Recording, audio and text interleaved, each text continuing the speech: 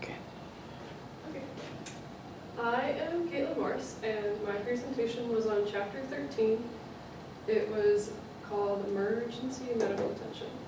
And what happens in this scene is this is right after Jackie shoots Simon in the leg, and the three scenes that I chose were when Jackie's kind of broken because she just shot her ex-fiance, and all those emotions just finally got to her.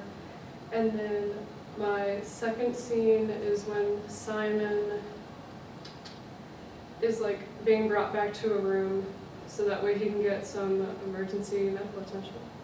And then my final scene is where Rockford tells everyone that the gun has gone missing.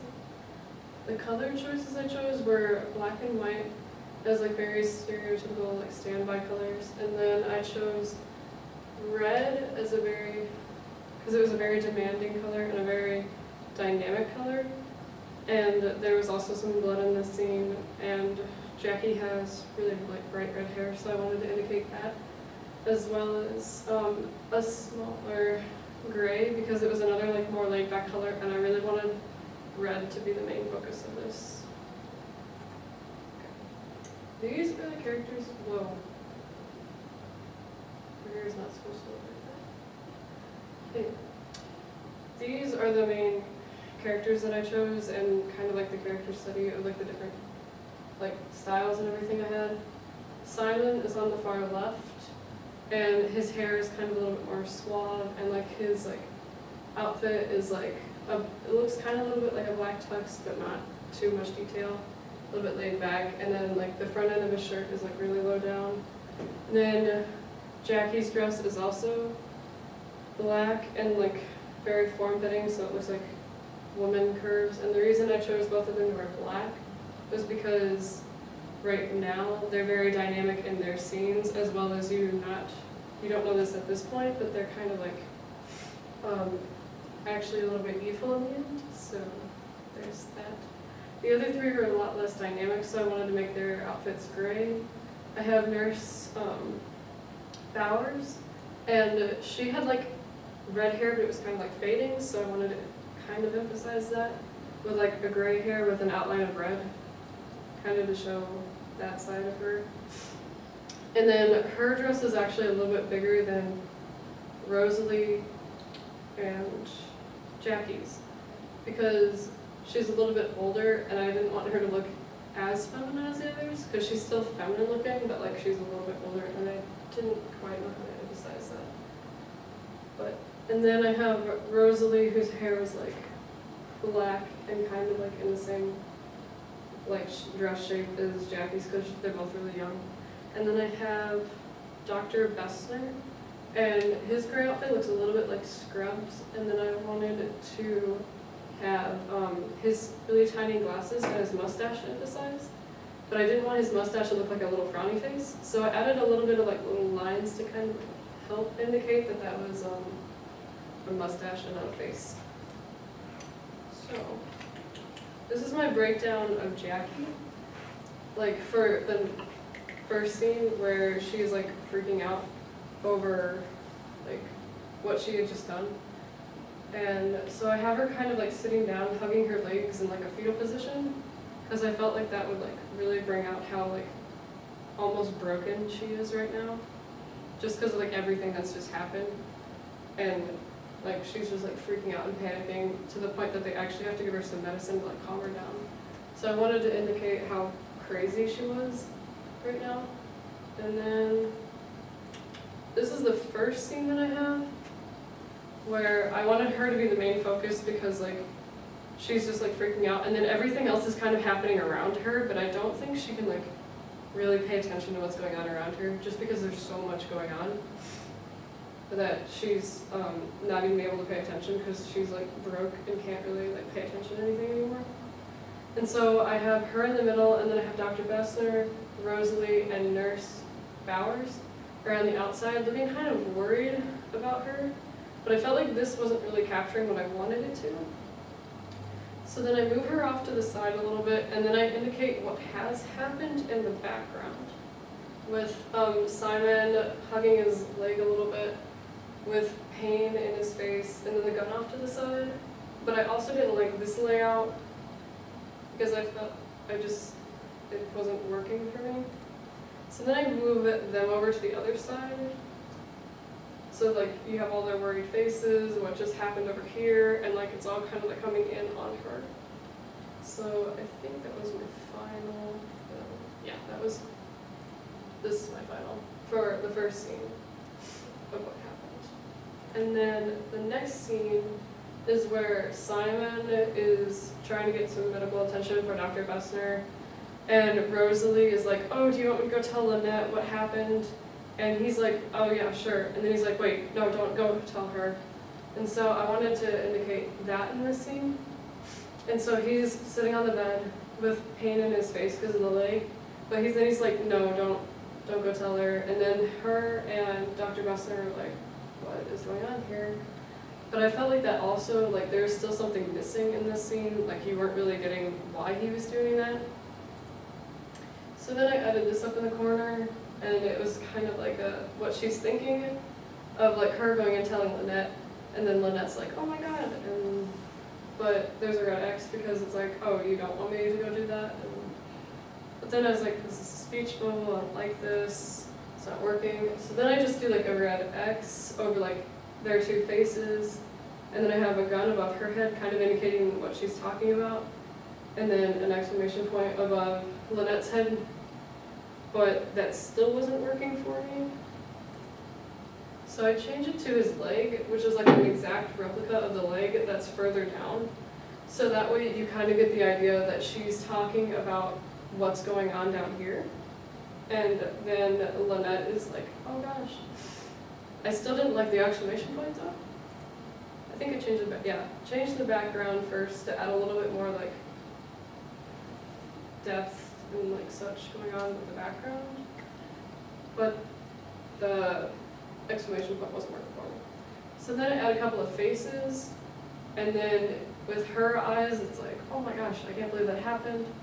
And then with Rosalie's eyes, she's kind of like, yeah, I don't want to tell you this, but it's kind of happened. But I think that's my final scene for that one. So, okay, this is the final scene where what actually happens in the movie is Rockford comes in and he tells the other guys, he's like, oh my god, like, he's like, dude, the gun is missing, like, the gun is not underneath the couch anymore, it's gone. But I didn't want to actually replicate that because I felt like that would involve like speech bubbles and stuff, and I didn't really want that. I wanted to try something new. So instead, I decided to have underneath the couch there would be the gun, and then a mysterious figure reaching for the gun, and like you wouldn't know who it was, but you knew somebody was going to take it. But this wasn't working for me because his arm looks kind of like it's like floating in space. So then I like take away the background so that we can actually see the couch first. But then his arm still looks like it's floating in space. So I moved the couch over, but then I felt like what was going on was a little too small for the scene. So, apparently I didn't zoom in actually. But then I have the next scene where you can actually see like a figure whose face and everything you don't know in the background, and you see him reaching for a gun. And then I added some like cufflinks around his like arm to like indicate, because everyone on the boat is like really fancy, and I felt like the scene was kind of like laid back. So I wanted a little bit more going on there. And then I have a little bit of an evil face, and then the gun is red to symbolize like what it does, and to symbolize what it does, and it's kind of the focal point of this scene. And so that one is the final for that. Now, in this scene, is in the film itself, are we aware of who it is at this point who's reaching for the gun? I do not believe so. Because there wasn't really somebody reaching for the gun. We know the gun's there, and this is an interpretation that somebody has to come get the gun in order to shoot Lynette, right? Yeah. But we don't really have to even know whether this figure is male or female, right? Yeah. did you consider maybe using the close-up of the sofa there, the divan, Yeah. that you had before, and just create a hand? And that hand could be white, if it had fingers, etc., perched over the gun. We know it was someone coming to the gun. That would make sense. I had it closer in without the figure, Mm-hmm. but I guess I must have deleted that scene or something happened in there. I think I know. But it got cut out. Mhm. So like I had like the couch beforehand Mhm. without the figure, and Mhm. then I added in the figure in the next slide. Mm-hmm. But a slide is missing. Yeah. But I do see where you're coming Yeah, from. particularly if you want to keep it so that you don't have to give away a gender of who picks up the gun. You can actually even have part of the face hanging down over top of it, looking under or peering under it, if you want, without identifying the face by gender either. Yeah. You just have the hand and the face coming under the couch, and etc. I think your first instinct was better there without the figure, because it does so much to make it Simon, because we think it's male, and we know eventually in the film we find out it is what Simon has to do. But I think that you might be better off with your earlier version of it, only keeping it strictly male and not giving a strictly male or female presence to the person who's retrieving the gun. Yeah. I like that idea. Yeah. Now, in the other two scenes, in the middle scene, if we look at that for a minute, is there another way to portray her trying to go tell Lynette and him stopping it? With his arm outstretched like that, you're so close to it. I don't really know you need those disembodied heads up there at all. You could just have Rosalie about to leave and him stopping her by holding his arm, or holding her arm in some way. Because that's a possible way to do that, and then you don't need the additional stuff. And you can make, if that's the significant thing, you could even make a little inset that showed a close-up of his clutching the arm or something like that, if you wanted to emphasize that. Yeah. Yeah, that could work. Yeah. I just don't know how I would portray what she's going to do at that point. Like, But, I don't know. but, Unless it's okay, because like you're assuming at this point we've already watched the movie. right, we have watched the movie, we're looking at a re-envisioning of something. I think the other thing is that you might consider, for purposes of this scene only, giving her a mouth or turning her head toward the door a little bit, putting an open door on the other side. He stops her from leaving, something like that. That suggests action. Because remember, when you had the conversation bubble up, you actually had a thought bubble, and it wasn't what she was thinking, wasn't going to, it wasn't literally what she was thinking, it was what she was saying to Simon Yeah. that makes him stop her. But what we may just need is the second after, where he stops her, because we know what she's going to do. Mm-hmm. Yeah, that could work. If you take the other stuff out, maybe put an open door there on the right or something like that, and let him really grasp her arm so that her motion is stopped, Yeah, And I could think- also do something with her dress, like it looks like she's like walking away. Yeah. That. Or shift her features, the features you do have around the other direction, like, so her eyes look like she's trying to go there and he's putting a stop I to might it. keep the face looking at him because she's concerned, but I might turn the body away because she might be like, wait, what are you doing? But, yeah, that could work. Yeah, I think you did a pretty good job with Jackie, but the one thing I'm wondering with Jackie is that since you've given her these big, big, big eyes, which Yeah. actually she has anyway, I mean, she's an actress with very large eyes to begin with, but they could be even screwier. You could put pinwheels in them or something, whatever, Give a point. give her really, or somehow, or put eyeballs in different places, so it's really She's really discombobulated there. But I think that's a good sign. And you might distinguish a little more between the elder woman and the younger woman in terms of not just having their hair exactly the same shape. You know? Do you have like any way that I could do that? Because I was thinking about that, and I personally, when I walked in here, I knew that was a problem, but I was hoping somebody could help me fix that. Yeah, I would think, for one thing, you know, you went back to just using the heads, right, and not using the bodies you had. Yeah. Your first impulse was to make the body a little bigger, which was good, and also Maggie Smith's a tall woman. She's, you know, she's a commanding presence, you know. Yeah. But if we use only the heads on this side, then you can't make that height work for her as the distinguishing feature.